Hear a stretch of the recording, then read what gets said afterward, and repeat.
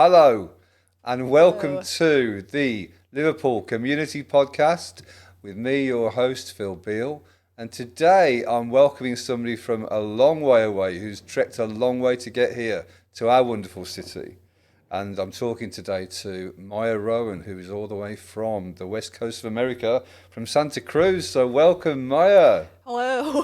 Good to see Good to you. see you too. So what brought you all that way then, Maia? All the way to Liverpool? I'm going to LIPA, so school. I just kind of picked the best program, and LIPA is it. So Yeah, fantastic. yeah. So how did you audition then from so far away? Did you have to come over and audition and go back again? No, or- they actually go around like to a bunch of other countries and like Oh, audition like people. visiting? Yeah. So they went to LA, which is still like a 6-hour drive from me, but that was cool. Wow. It was insane. I was in the studio that morning. Like I left the studio at 5 p.m., drove until like 11 p.m., stayed overnight somewhere, woke up the next morning, kept driving, got to LA, did the audition, and got in. Wow, it's amazing. And then went back to the studio the next day. Fantastic. Because we had 3 days booked, and then Lip was like, oh, we're auditioning on this day. And I'm like, oh, I guess I have to cancel the studio day. That's great, isn't it? So what did they have you do for your audition? Was it one of your own songs? I think it was like 2 songs. Yeah. Yeah. So how would you describe your music? It's like alt pop, really lyric focused. Sounds like Ben Folds and Regina Spektor, kind of. Lovely, yeah. And your main instrument is piano, is that right? Yeah, piano, I sing, I produce. Cool, yeah. And you're playing sometimes solo and sometimes with a band, is that right? Yeah, mostly with a band over here, but like I do both. Yeah, cool. And I believe that there is a significant name for your band, isn't there? Maia Rowan and the Yellows. So what's Yellow on show? shoes. Hey!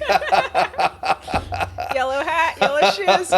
On stage, half the time I'm wearing a bright yellow suit with a purple tie. Show it out. That's awesome. Yeah. I love So it. you're here on camera today on the podcast today, partly because you're appearing in one of our events, aren't you? So you're going to appear at the Big Condo Weekender, Yeah, Weekender Festival, Fantastic. June 3rd. June 3rd. So that's a Saturday night then. Yep. Which venue are you at? Shipping forecast. Fabulous. Have you played there before? No, I haven't. Have you been there before? A lot of my band has. I don't think I have Yeah, actually, it's but right next door to the Jacaranda. You said you played there. yeah, before. I've played the Jack. Yeah, Yeah. I'm playing the Jack on June 1st actually. Oh, cool. Yeah. Yeah. So similar to the Jack, the Shipping Forecast has the main venue in the basement. You know, and it's a really cool venue. Yeah, it's really good. So we're looking forward to seeing you doing that. So that's really good. So what else is going on? You're in your first year at LIPA, you said, didn't you? That's right. So what have you studied so far this year? I mean songwriting and performance, so like songwriting, like production, all the Wow, stuff. Yeah. Exciting stuff. Yeah. So have you met Paul McCartney yet then? No, he has to live to be 83. Because Yes. we meet him when we graduate. Yes. If he doesn't live to be 83, I'll be very sad. We'll all be very sad, blimey. Yeah, Yeah. absolutely. So you said you played at the Jacaranda and you're going to be playing there on Yeah, the June 1st. did you 1st. say? And I'm Yeah. playing Arts Bar Baltic on. Yeah. It's, Yeah, and the Arts Bar Baltic gig is actually a fundraiser for Mind and Sunflowers, which is a cancer charity. oh, right. So- So you're right in line there with your yellow appearance, aren't you? Sunflower. Yeah. Yeah. Fantastic. So you said you played it around the corner and had a good night, but something Oh. So occurred. we were like supporting Creep Mouse, and the way that venue is like you have like stage, and then you have all the people, and you have green room, and it was packed because we were like right before them, and basically I couldn't really get my gear off stage because there's a bunch of people. So I put it under a table. In order to get it under this table, I had to be like shoving through the crowd going, "Part the C's" with the keyboard. And but put it under this table because we were thinking about like, could someone spill a drink on it? And we don't want that. Sure. And we thought no one could spill through a table. No. Then I went in the green room, and then I came back like half an hour later after the show was over. And someone had managed to spill a drink through a table. Oh, no. And so it was Oh, wet. And I don't even know what the drink was, wow. which is the problem. That was like 2 months ago. And then, So you've been borrowing keyboards ever since? no, last week we were on BBC Breakfast. And in the sound check for BBC Breakfast, everything started going haywire. Oh, wow. What a nightmare. Yeah. So did you get your own spot on the BBC Breakfast programme? It was a Lipa Eurovision show. Oh yeah. But yeah, Fabulous. we played stuff throughout the whole program actually. Yeah, Yeah, it's cool. great. That's amazing. Do they send you the footage? Yeah, we have the footage. And I suppose it might be on iPlayer as well. Can your mum and dad maybe get to see it? Yep. That'd be amazing, yeah. Not on iPlayer anymore, but it was. Oh, cool. So was that your first experience of being on TV? Think so, yeah. Yeah. Yeah. It was great. Tell us more about your background, though. I'd like to find out a bit more about your origin story, as my colleague Chase always calls it. So when did you start? Because he's from America as well. I've been When playing. did you start playing? Yeah. Well, I've been doing music since I was like basically a toddler, like my entire life. I've started out like writing like short stories and stuff, and then I kind of went into songs when I was like, wrote my first song when I was like 9, which is crazy because I've been doing like songwriting stuff for like a decade now. Amazing. Insane. And I think I got into it seriously when I was like 13, and I haven't really looked back since then. Just been gigging a bunch and Fabulous. yeah. So have you got a musical family, would you say? Have you got No. musicians in it? Obviously a child prodigy. We're talking about That is incredible, though. Wow. How did it feel? Can you remember how it felt when you created your first song? It was in a voice lesson. I don't think I actually thought that much of it. Honestly, I don't even really remember because it was like gradual. Like I did that and I kind of tried to write other stuff. And then when I was 13, I was going to a Taylor Swift concert and like I was like I should go back into songwriting or something. And then I did it again. And then that's when I like actually started like seriously Fantastic. writing. And also Yeah. that's around the time I started playing keys. So they kind of like meshed. Ah, right, yeah. Did you have proper lessons or did you teach yourself? Not for or- the first like year or so, but after that, yeah, I've had lessons, but I'm pretty self-taught, I would say. Yeah. So where does it come from? Do you write largely autobiographical? Yeah, tunes it's pretty and much songs, or- entirely autobiographical. Is it really? Yeah, yeah. So you don't do the adopting a character kind of thing, I mean, I kind of telling a story. a lot of or- times people say that my songs feel like I'm going through it like a character, but like I don't always feel that way. But like I have a song called Modern Art that's about how people think Vincent Van Gogh ate yellow paint because it made him happy, but he actually did it because he was depressed and suicidal. And like I'm neither of those things, so that could be considered a character. But in my Sure. head, it's like relating it to fame and my own life and stuff like that. Yeah, So sure. And it was yellow paint. There's a theme developing there's a here, theme. Maia. Yes, there's a theme. Awesome. So we've also got a video in production by the sound of it. We had a quick chat beforehand and you mentioned that. Yeah, So what's We that have. for? What song is that for? continuing with the yellow theme. Really? It's called the song's called Over Myself. It's about wanting to like stop feeling what you're feeling or whatever and getting sick of your own like anxieties and things. Yeah. The video is a giant yellow monster that represents anxiety following me around. Right. Well, hopefully I might have a still to put up to illustrate what we're talking about. Yeah. So when's that going to be released? Do you know yet? I don't know. It's gonna be released whenever the rest of the album is released, and I keep Oh, it's an album track. yeah. How It's far so into the album are you now then? I've written everything. We're starting like the recording process. I have a lot of stuff demoed.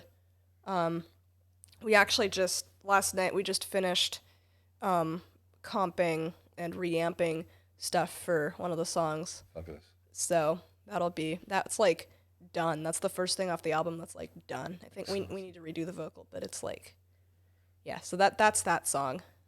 Sure. And Exciting time. So have you got any music out there at the moment online that people can check out? yeah, I have stuff on Spotify, and then I also have demos from this record on SoundCloud if you want to look at that. Cool. All under Maia Rowan. Yep. Is it hashtag just Maia Rowan? MAIA MAIAROWAN. ROWAN. That's cool. Yep. So we can check that out. That's My good. website's maiahrowan.com. Great stuff. Yep. Any relation to, or not relation to, but are you called Maia in any respect because of Maya Angelou? Although I know she's spelt differently. I don't. My parents were on vacation in Germany and heard it on the radio and liked it. I think that's the story. Beautiful. I don't think yeah. I'm named after anything in particular, actually. Right, right. Have you looked at any of Maya Angelou's work? Or her A poetry? little bit, not enough, because she's amazing. I need to look at him more.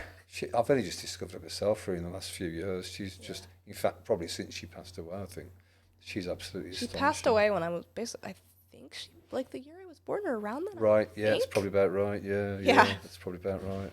She's amazing and a wonderful artist. So, who else have you been following? Who do you like to listen to and stuff like that? A lot of Ben Folds stuff. Yeah. I like Jack Antonoff's band Bleachers. Right, okay. What else am I listening to? I listen to a lot of like '90s stuff, like '90s alternative stuff, and a lot of punk stuff, which you wouldn't really get from my sound. But Right, I'm really yeah. into like Spotify has like Spotify's like mixes, right, that they give you, and one of the ones that they like to show me is called emo punk. Emo punk. And like, yeah, I love that stuff. Which is not what you would expect at all. No, well, it doesn't always show, does it? But that's what you like listening to, yeah. It's Yeah. going to be influencing you one way or another, isn't it? You know. Yeah. 90s was probably my favourite era, although I do Me remember, too. I kind of grew up during the 70s, but I remember the 60s as well. But I think the 90s was my favourite era. I was telling my engineer yesterday that I wish I was in the '90s because it's like Yeah. there's such a like I feel like now it's all the attention span of people is so short. It's like I feel like in the '90s people were just like making stuff. And we were still buying albums and listening to the whole thing. Yeah, That's exactly. right, yeah. That's what's hard about my album right now is like it's a concept album. So, Really? like, Oh, what, based around what? my mom has cancer, so it's all about that. Sorry to hear that. That's Yeah. bad news, obviously. Yeah. So yeah, that's I've had obviously cancer for like 2 years. So really, a whole album about that. yeah. So very impactful on your life, I'm sure. Yeah. Actually, we're playing Arts Bar Baltic on the 24th, and she's getting her spleen removed while I will be on stage. Amazing! Wow. That'll be something. That'll be an me. interesting show. So I always ask my guests a couple of questions. So if you've seen any of the previous podcasts, you might have seen them before. How would you, though, for you personally, how would you describe the power of music? I think a lot of the power of music is in like relatability and knowing that other people have gone through what you've gone through. Because Absolutely. you can really like cling to that a lot. Like I've really had a lot of first-hand experience with that recently with like cancer and stuff, and like without like whether or not I was aware of it, I've been looking back at like the artists that I've been listening to, like when she first got sick and stuff. All of my top artists from that period of time had like some personal connection to cancer, That's amazing. whether I was aware of it or not, Wow. which is insane. Absolutely amazing.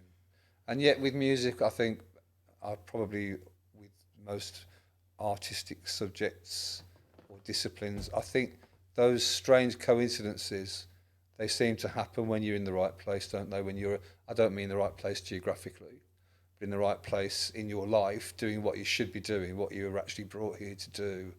Those strange coincidences will crop up quite frequently, I think. Yeah, Things happen like that all the absolutely. time. It's wonderful. I love it. Love it so much. So it's been really good to meet you. I hope you've enjoyed. Is this your first podcast? Yeah, Has it been for you? it's been really fun. That's the main Good thing. talking to you. Yeah, absolutely. And I'm looking forward to seeing you at the should be forecast. I'll be there for sure. Mm-hmm. One way or another. Probably minding the door or taking the tickets or something like that. So You should come to Arts Bar too. It'd be fun to see you there. that would be really cool. Yeah, absolutely. It's a great venue. So good luck with all that. Wish you all the best. So it's hashtag Maia MAIAROWAN Maia Rowan. Check her out and check out her online stuff. And my band is Maia Rowan and the Yellows, so that's what's on the bill for the shipping forecast and all the other ones. Awesome. So it's Yeah. Maia Rowan and the Yellows. That's really cool. And we'll see you there. And good luck in all you're doing. And good luck at Lipper. And good luck with your mum. Probably more than anything else. Thank you. Well, you're welcome. So this has been Phil Beale on the Liverpool Community Podcast here at the Big Condo Studios. Why don't you, if you like what you're hearing, hit the bell and like and subscribe. And we'll see you very soon with somebody else that's going to be performing on the weekend, hopefully. And that's cool. So for now, over and out.